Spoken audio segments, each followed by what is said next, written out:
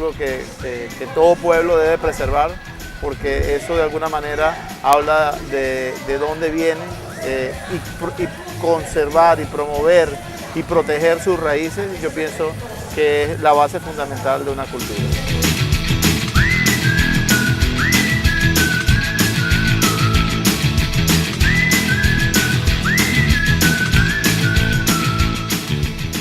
Home, doncs em sento molt acompanyat i crec que jo també acompanyo en això que et comentava, en normalitzar un fet, no? Que és de viure tradicions, viure la cultura d'una manera normal al carrer en català.